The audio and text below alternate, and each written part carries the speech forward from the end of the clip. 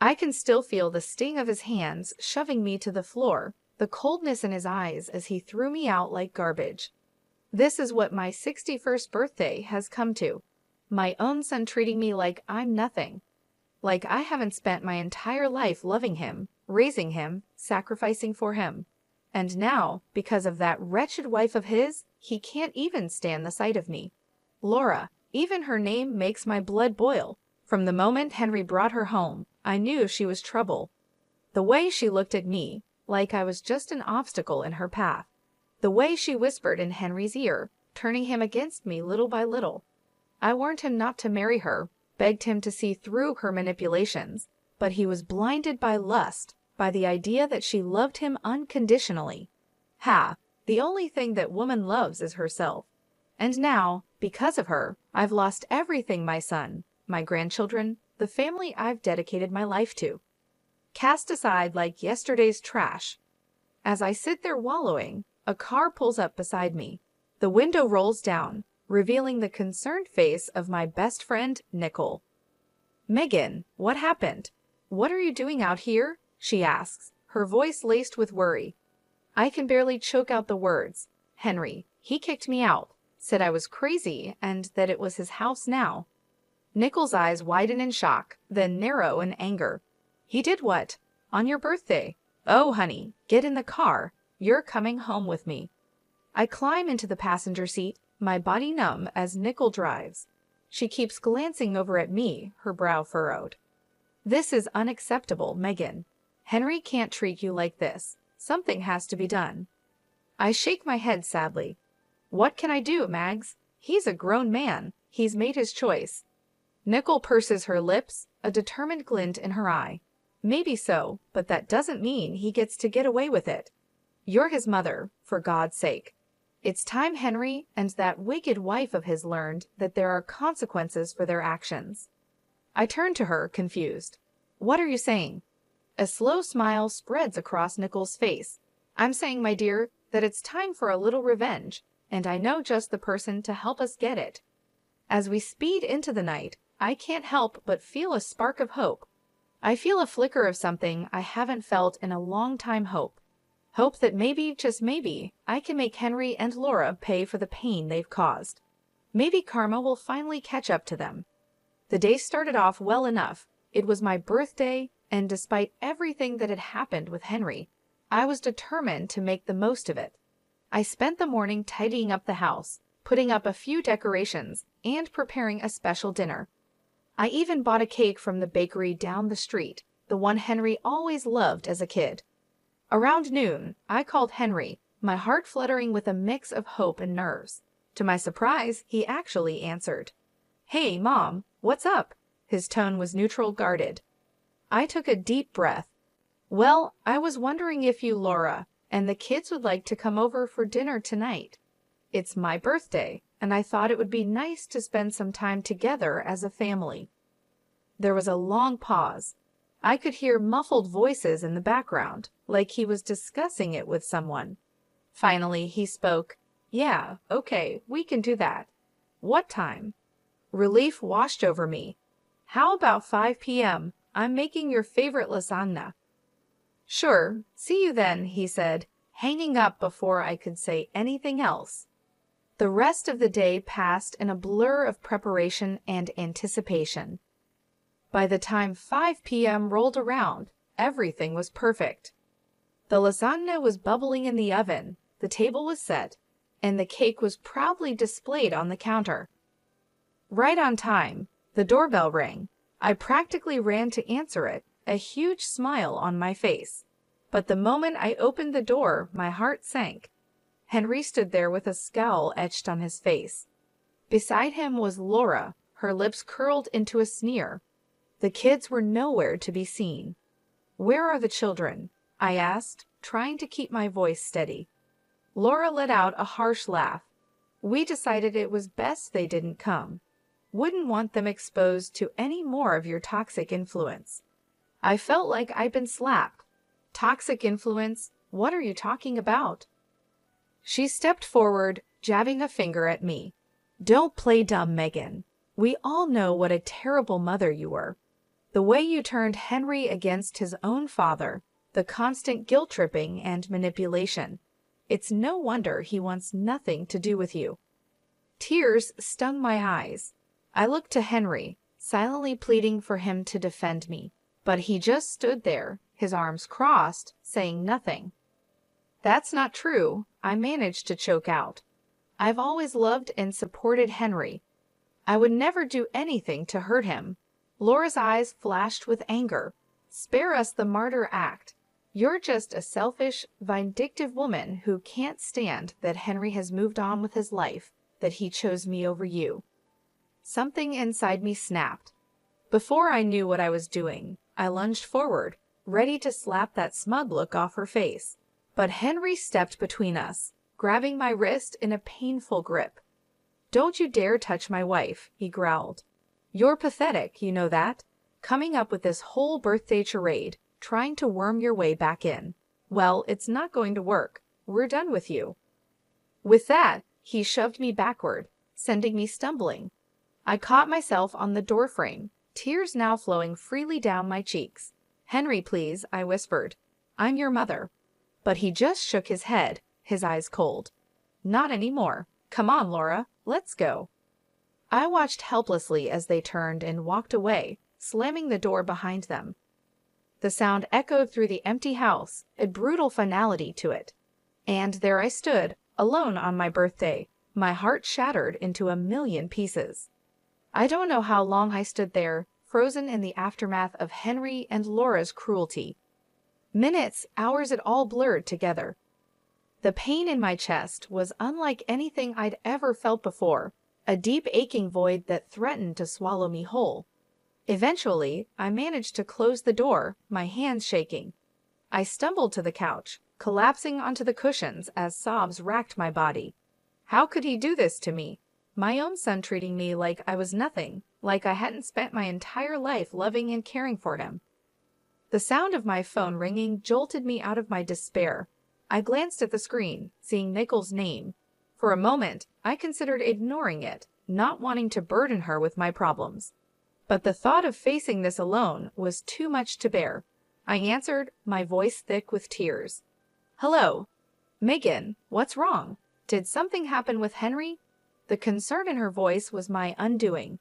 I broke down, the whole sordid story spilling out between gasps and sobs. Nicole listened patiently, offering words of comfort and support. "That's it," she said firmly when I finished. "This has gone too far.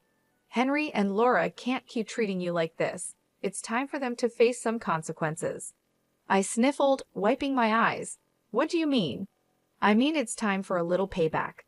They think they can just walk all over you, but they've got another thing coming. You're a strong woman, Megan. It's time to start acting like it." Her words ignited a spark within me, a flicker of anger amidst the pain. She was right. I couldn't just sit here and wallow. I needed to do something to take back control. "Okay," I said, my voice steadier now. "What do you have in mind?"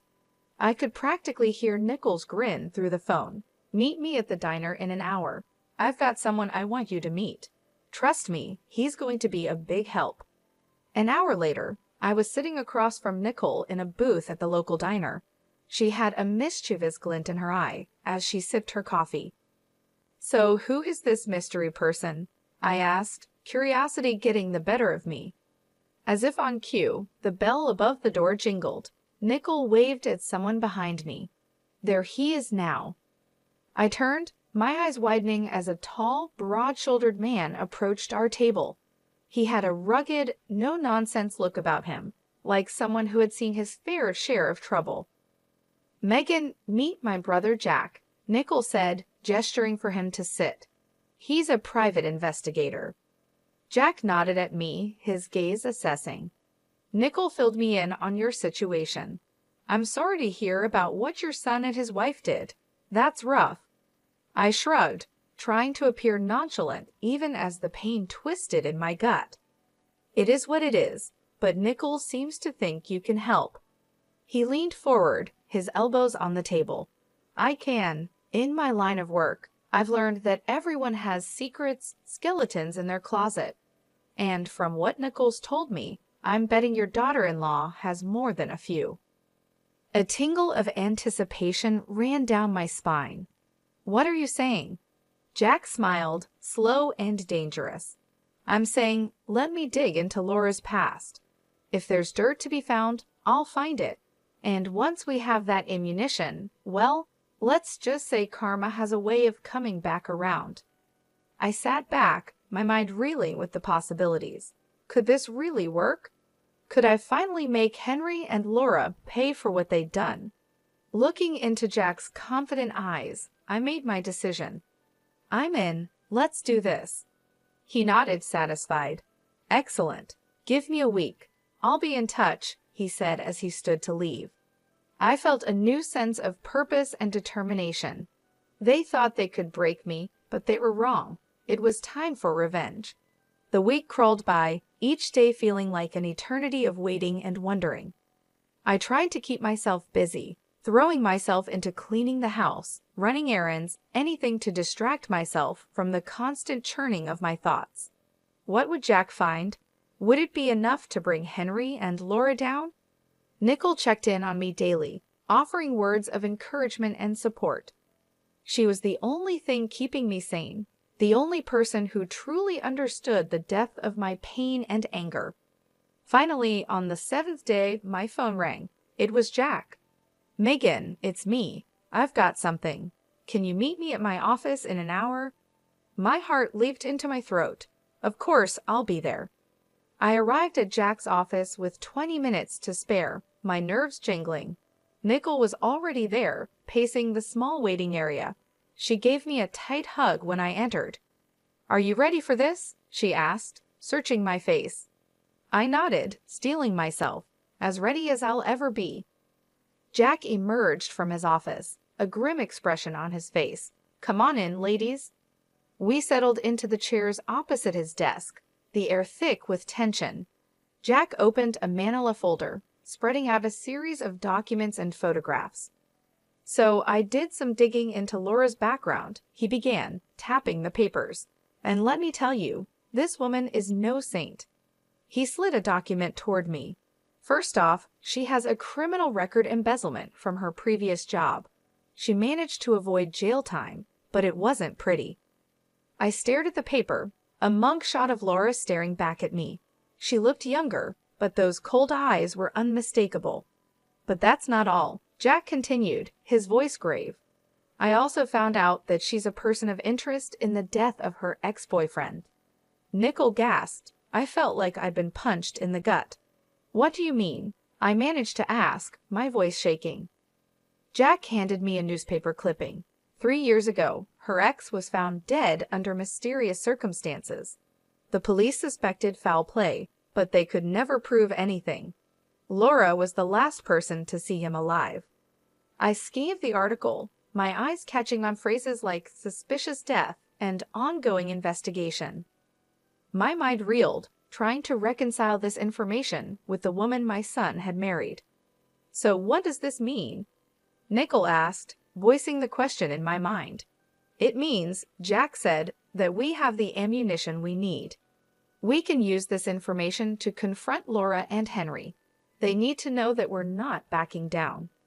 Jack leaned back in his chair, his fingers steepled. "It means we have leverage. If this information comes to light, Laura's life as she knows it would be over. Her reputation, her marriage, everything." A flicker of hope ignited in my chest. "So what do we do now?"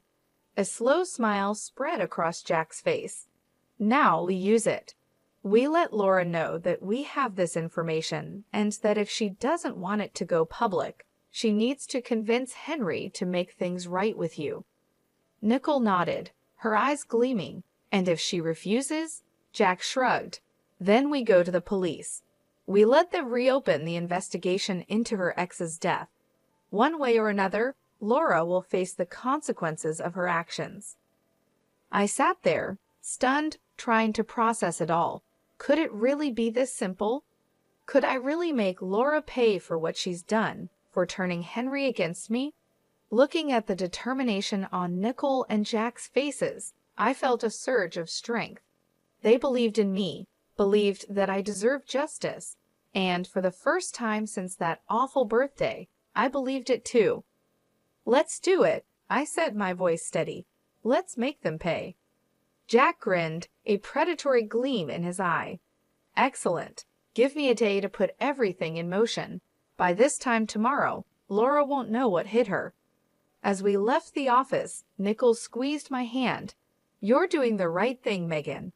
Don't ever doubt that." I squeezed back, feeling a sense of purpose and righteous anger. They had picked the wrong woman to mess with.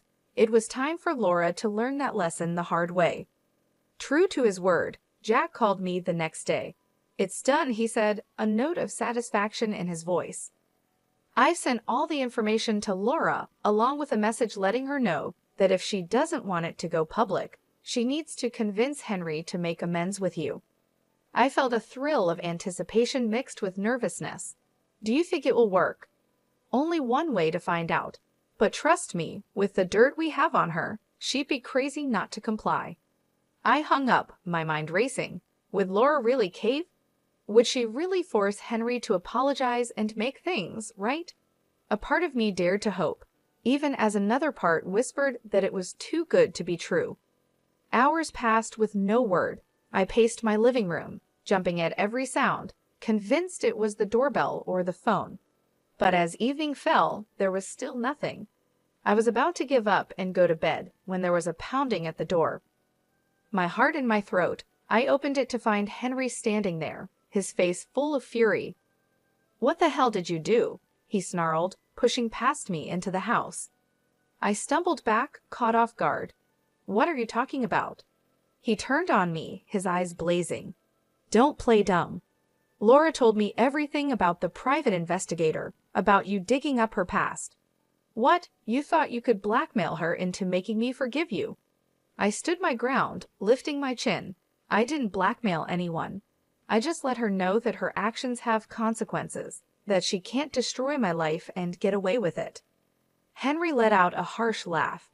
"Destroy your life? Are you serious? You're the one trying to destroy our marriage, our family, first with your constant guilt-tripping and manipulation, and now this." Anger surged through me, hot and bright.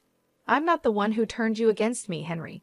That was all Laura. She's poisoned you. Can't you see that? She's a criminal, a liar, maybe even a murderer." For a moment, Henry looked stunned, then his face hardened. "You're unbelievable. You really think I'm going to believe your crazy accusations over my own wife, the mother of my children?" "They're not accusations, they're facts. Jack found proof." "I don't care what your detective friend found," Henry roared. "Laura is my wife, and I trust her. I love her, and nothing you say or do is going to change that." Tears stung my eyes, blurring my vision. "So that's it then? You're choosing her over me, your own mother." Henry's jaw clenched. "You made that choice for me the moment you decided to pull this stunt. I'm done with you, Mom. Done with your lies, your schemes, all of it." He turned to leave, and panic seized me. I couldn't lose him, not like this. "Henry, please." But he was already gone, slamming the door behind him with a finality that shook me to my core. I sank to the floor, sobs tearing from my throat. It wasn't supposed to happen this way. The truth was supposed to set me free, to bring Henry back to me. Instead, it had only driven him further away. Through my tears, I heard my phone ringing. It was Jack. I answered, my voice thick and shaky. "Megan, what happened? Did it work?" A bitter laugh escaped me. No, it didn't work. Henry, he's gone. He chose Laura." There was a pause, then Jack spoke, his tone determined. "Then we move on to plan B. We go to the police and get them to reopen the investigation into Laura's ex's death." I shook my head even though Jack couldn't see me. "What's the point? It won't change anything. Henry's made his choice." "This isn't about Henry anymore," Jack said firmly.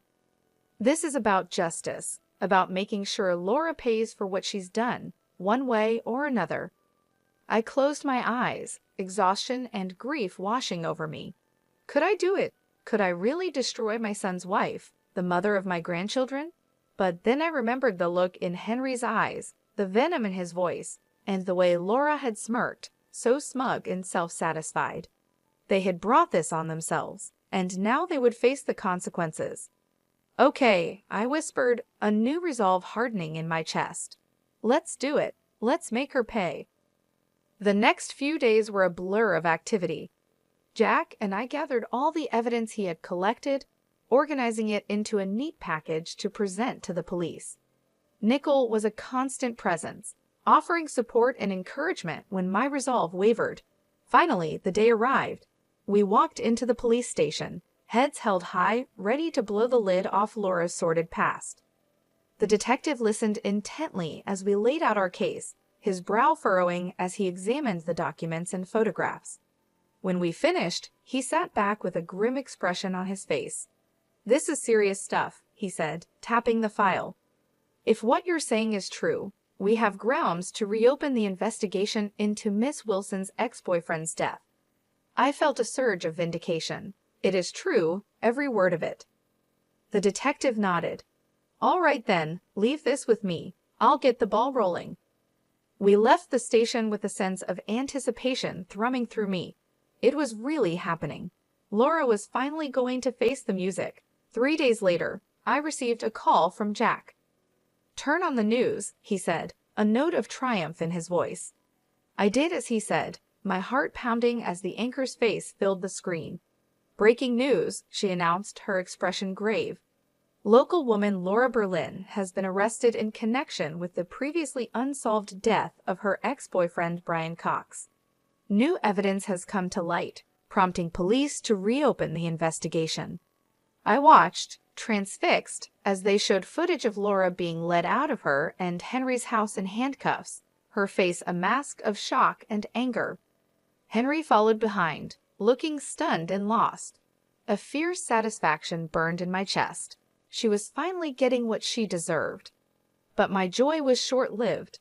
The news report went on to describe how Henry had to use their savings to post Laura's bail and hire a lawyer. It was a financial blow, one that would undoubtedly put a strain on their marriage. I should have felt guilty knowing that I had played a part in their hardship, but all I could think was that it served them right. They had brought this on themselves with their cruelty and lies. Over the next few weeks, I watched from afar as the drama unfolded. Laura's arrest made headlines, and the public was ruthless. People speculated about her involvement in her ex's death and what other secrets she might be hiding. Henry put on a brave face, standing by his wife in public, but I could see the toll it was taking on him. He looked haggard, worn down by the constant scrutiny and whispers. Part of me wanted to reach out, to offer comfort and support, but I hardened my heart. I reminded myself of how he had cast me aside, the vicious words he had hurled at me. He had made his bed, and now he would lie in it. One afternoon, as I was returning from the grocery store, I spotted a familiar figure on my doorstep. It was Henry, his shoulders slumped, his eyes red-rimmed. For a moment, I considered ignoring him, pretending I wasn't home, but curiosity got the better of me. "What do you want?" I asked coldly as I approached, my arms laden with bags. Henry looked up, his expression a mix of exhaustion and desperation. "Mom, I need your help." I raised an eyebrow. "Oh, now you need my help?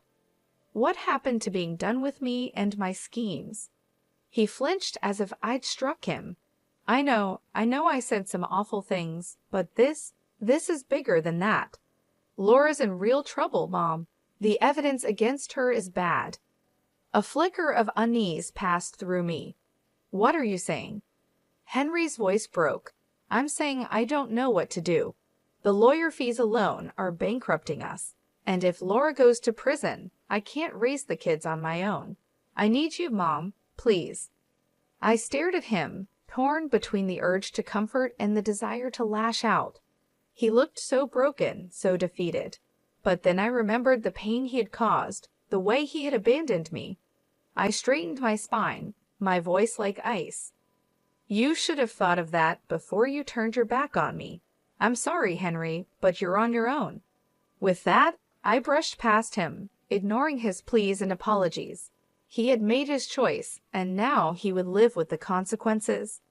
A few days after Henry's desperate visit, I received an unexpected call. It was Laura's mother, her voice tight with barely contained anger. "Megan, I know we've had our differences, but I need to ask a favor," she said, the words seeming to pain her. I felt a flicker of surprise. What kind of favor? "It's the kids. With everything going on with Laura's case, Henry's struggling to keep up. He needs a break. I was hoping you could take the children for the weekend." I hesitated, torn. On one hand, the thought of spending time with my grandchildren filled me with longing. It had been so long since I'd seen them. But on the other hand, the idea of doing anything to help Henry and Laura after everything they'd done galled me. "Please, Megan," Laura's mother pressed, as if sensing my reluctance.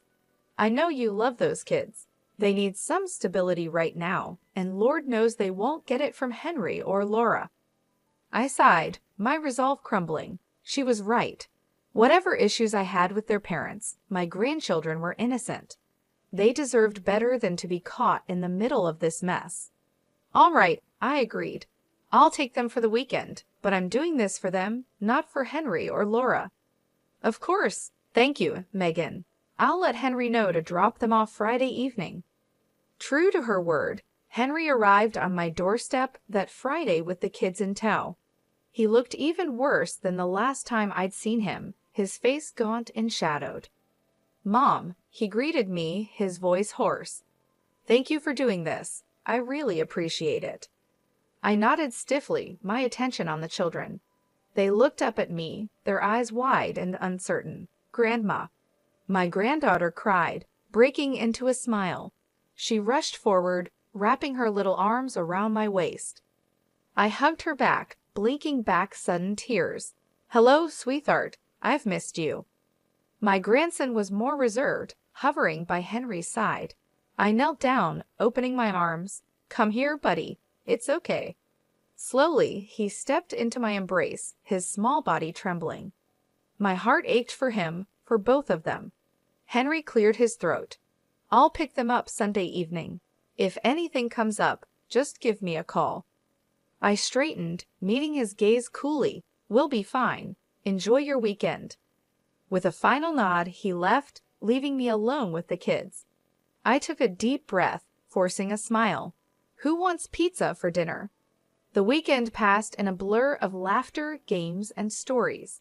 For a little while, I was able to forget the drama and heartache, lost in the simple joy of being with my grandchildren. But all too soon, it was over. Henry arrived to collect the kids, his expression guarded as they gathered their things. My granddaughter tugged on my hand. "Grandma, can we come stay with you again soon? We had so much fun." I smiled, smoothing her hair. "Of course, honey, anytime you want." Henry's jaw tightened. "We should get going. Say goodbye, kids." They hugged me tightly, their little faces sad. I watched as they climbed into Henry's car, my heart heavy. As he prepared to leave, Henry paused and turned back to me. "Listen, Mom, about what they said. I don't want you getting any ideas. This was a one-time thing." I bristled, anger sparking. "Excuse me? You think I'm trying to turn them against you?" "Wouldn't be the first time," he muttered. I saw red. "How dare you? I have done nothing but love and support those children, which is more than I can say for you and Laura. You're so wrapped up in your own drama, you can't even see how much they're hurting." Henry's face flushed. "You have no idea what we're going through. No idea the stress, the pressure." "And whose fault is that?" I cut him off. "You chose this, Henry. You chose Laura and all the chaos that comes with her. Don't you dare put that on me." He stared at me, his eyes hard. "This isn't over, Mom. I won't let you poison my kids against me the way you did with Dad." With that, he got in the car and drove away, leaving me shaking with rage and hurt.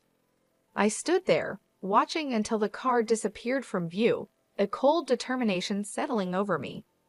If Henry wanted to play hardball, then so be it.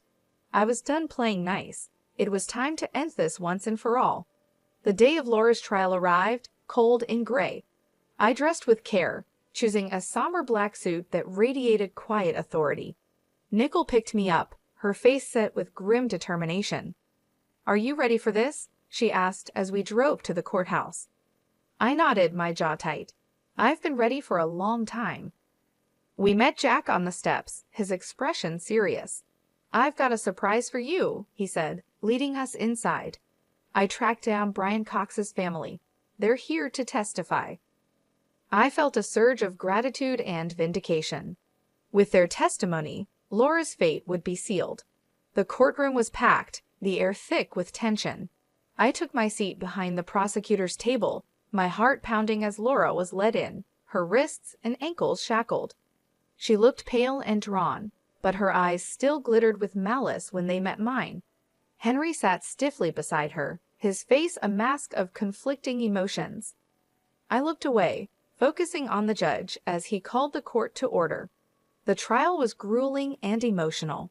The prosecutor laid out the evidence against Laura in detail, painting a picture of a cruel, calculating woman who would stop at nothing to get what she wanted. But it was the testimony of Brian Cox's family that truly sealed her fate. His mother, a frail silver-haired woman, spoke of her son's kind heart and bright future cut short. His sister wept as she recounted Laura's controlling and abusive behavior, how she had isolated Brian from his loved ones. Through it all, Laura sat stone-faced, her eyes cold and empty. Henry grew more and more agitated, his knee bouncing and his hands clenched into fists. Finally, it was time for the verdict. The jury filed back in, their faces somber. The foreman stood, clearing his throat.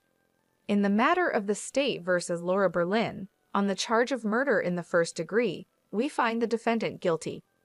The courtroom erupted in gasps and murmurs. Laura's face drained of color, her mouth falling open in shock. Henry leaped to his feet, his chair clattering to the floor. "No," he shouted, his voice raw with anguish. "No, this is wrong. She's innocent."